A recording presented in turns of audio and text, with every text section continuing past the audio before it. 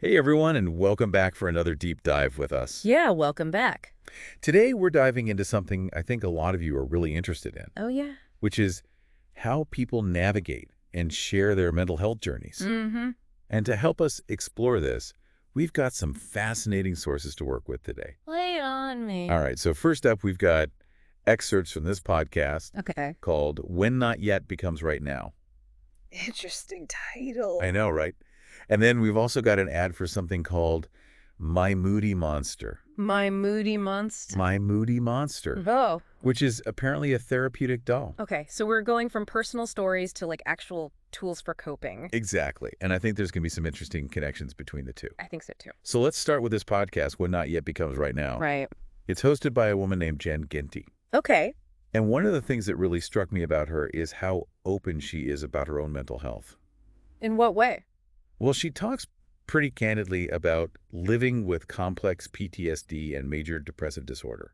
Wow. Yeah, those are both really significant challenges. They are. And, it's not always easy to hear about those kinds of struggles, Right. but there's something so powerful about her willingness to share her experience. I agree. It can be really validating to hear someone, speaking openly about what they're going through, especially with something like complex PTSD. Absolutely. Because it can be so isolating, since it often comes from repeated or prolonged trauma. Exactly. And then on top of that, she's also dealing with major depressive disorder. Yeah, that brings a whole other set of challenges, like, that persistent sadness and lack of energy. Right. And it makes you realize that, mental health is complex. Oh, for sure. It's not always straightforward, and people can be dealing with multiple things at once. Absolutely. And what's really interesting about this podcast is that she doesn't just talk about her own journey. Oh, so she brings in other voices as well. Yeah, she has all these different guests on who share their own stories and experiences. That's great because it really emphasizes that there's no one right way to deal with mental health. Right. Everyone's journey is unique. Exactly. And hearing those diverse perspectives, I think it can be so helpful for anyone who's struggling.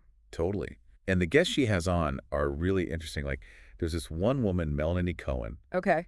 who was a gymnast and is now a weight loss coach. A gymnast turned weight loss coach. That's an interesting combination. Yeah, I know, right?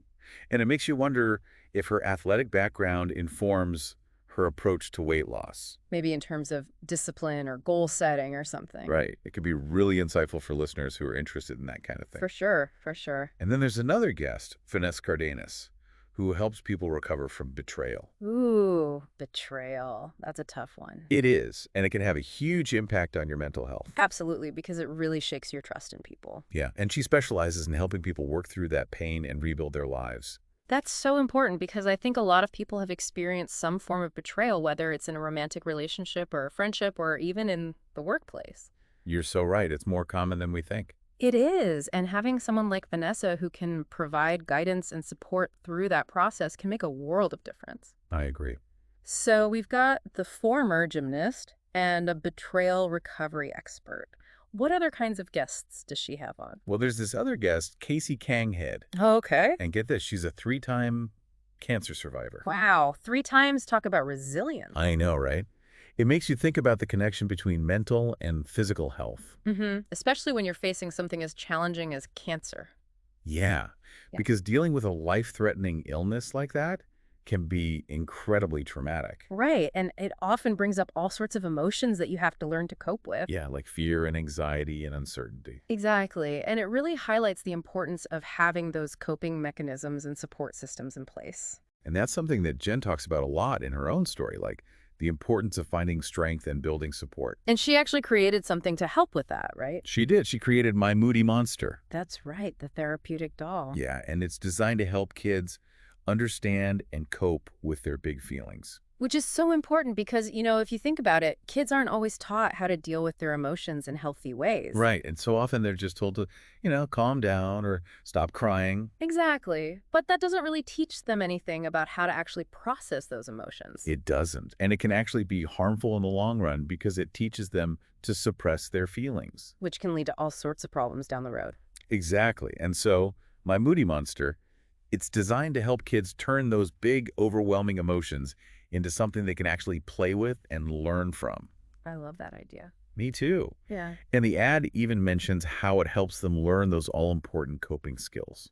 Like what kinds of things? Well, things like deep breathing and positive self-talk. That's great. And it also helps them communicate their emotions more effectively, Mhm. which, let's face it, is something a lot of adults still struggle with. Seriously, though, how much easier would life be if we all had these tools and this emotional vocabulary from a young age?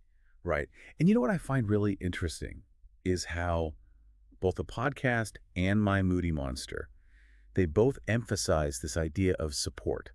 Oh, I see what you mean. Like the podcast is all about sharing your story and connecting with others who understand what you're going through. Mm-hmm. And My Moody Monster, it's like having this little buddy who's always there for you to help you work through your feelings. It's like they're both saying you don't have to go through this alone. Exactly. And I think that's a really powerful message. It is. It really speaks to this growing recognition that mental health is just as important as physical health. And that it's okay to ask for help and to reach out for support. Absolutely. And I think we're finally starting to see a shift in the way we talk about mental health. Yeah, it's becoming less stigmatized and more accepted as part of the human experience. And it's not just about fixing something that's broken, it's about learning to navigate the full spectrum of human emotions. Both the good and the bad. Exactly. And I think that's what's so compelling about Jen's podcast. Yeah, she doesn't shy away from the tough stuff, Nope. but she also highlights those moments of growth and transformation. Those right now moments where things start to shift. Exactly. And it's really inspiring to hear those stories. It is. It gives you hope. It makes you realize that even in those not yet moments, there's potential for something beautiful to emerge. I love that. Yeah, and it's that journey, that process of transformation that seems to be at the heart of when not yet becomes right now. It's like acknowledging that, yeah, you might not be okay right now, Right. but there's this hope for things to get better to reach that right now. Exactly. And I think having these different guests on with such diverse experiences really underscores that. It does. You've got Melanie talking about her struggles with, weight and clutter. And then you've got Casey sharing her story of surviving cancer 3 times. Wow. Talk about not yet moments. Seriously. But they're not just sharing their struggles, right? They're Right. also sharing how they navigated those challenges, Exactly. what they learned from those experiences. And how they ultimately found a way forward. Yeah, and I think that's where the real value lies. Hmm. It's not just about relating to someone's pain. Right. It's about gleaning insights from their journey Yeah. and realizing that there's hope even in the darkest of times. Absolutely. And, speaking of hope, I was particularly struck by the episode with Vanessa Cardenas. Oh, the betrayal recovery specialist. Yeah. I mean, betrayal is something that can really shatter your world, It can really shake you to your core It does. and have a lasting impact. But she offers this perspective of healing and rebuilding trust that I think is so important for people to hear. It is. And it's not just limited to romantic relationships either, right? No, not at all. Betrayal can happen in friendships, in family relationships, even in the workplace. Yeah, you're right. So understanding those dynamics and the steps involved in healing can be incredibly empowering for anyone who's been through that. It's like, even though it feels so personal, Yeah. you realize you're not alone You're not alone in going through this, and that there are ways to move forward, right? even if it doesn't feel like it at first. Absolutely. And I think it also reinforces that idea that we're all interconnected. How so? Well, what happens in one area of our lives, Mm-hmm. it can have these ripple effects on other areas, Right. whether it's our physical health, our relationships, or just our overall well-being. Just like a web almost, It is. It's like a web. Everything's connected. Exactly. And I think that's what's so fascinating about the way Jen has structured this podcast. So. Well, by bringing in guests from all walks of life with these different experiences, she's highlighting the fact that our mental health journeys, Yeah. they're rarely linear or straightforward. They're messy. They are. There are ups and downs and twists and turns. Exactly. It's not just about checking off boxes Right. or following some set path. It's about acknowledging where we are in our own not yet moments. Yeah. And finding the courage to take those first steps. However small they might be. Exactly. And I think that's where the theme of support comes in again. Oh, absolutely. Having people in our lives who can offer encouragement and understanding, even just a listening ear, Yeah. it can make all the difference. It really can. And it's not just about receiving support either. Right. It's about giving it as well. That's a good point. Creating that culture of compassion and understanding where people feel safe to share their struggles and ask for help. And I think that's what's so powerful about Jen's story. What do you mean? Well, by sharing her own struggle so openly, she's creating space for others to do the same. Right. And then by creating My Moody Monster, she's offering a tangible tool to help children develop those essential coping skills. And that emotional intelligence. Exactly. It's like she's turning her personal pain into something positive and impactful. Something that can actually help others navigate their own not yet moments.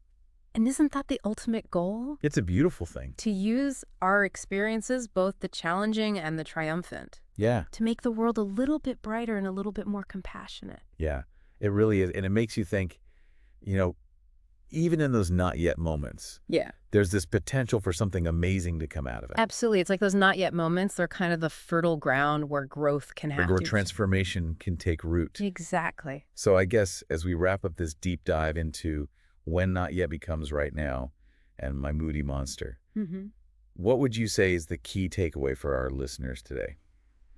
I think it really comes back to that idea of embracing your own not yet moments. Those areas where you might feel stuck or unsure. Or maybe even a little afraid to take that next step. Right, because let's be honest. Yeah. We all have those not yet moments in our lives. We do, no matter where we are on our journey. But what if instead of seeing them as like setbacks or failures, we chose to see them as opportunities? Opportunities for what? For learning, for growth, even for connection. I like that that's a powerful reframe. Right, because it's not about pretending that everything's perfect. Right. Or rushing to get to that right now moment. It's about being present. Yeah, acknowledging where you are. And finding the courage to move forward at your own pace. Even if it's just one tiny step at a time. And remembering that you don't have to do it alone. That's so important. There are resources out there, people who care. Tools that can help you through those tough spots. So as you're reflecting on your own not yet moments, what are those areas where you're feeling that pull towards growth or change? What are those things that you're kind of yearning for? And what are some small steps you can take to move towards a right now that feels more aligned with who you truly are? With who you want to be. It's a journey worth taking. It is. And we're here supporting you every step of the way. That's all for this deep dive. Thanks for joining us. See you next time.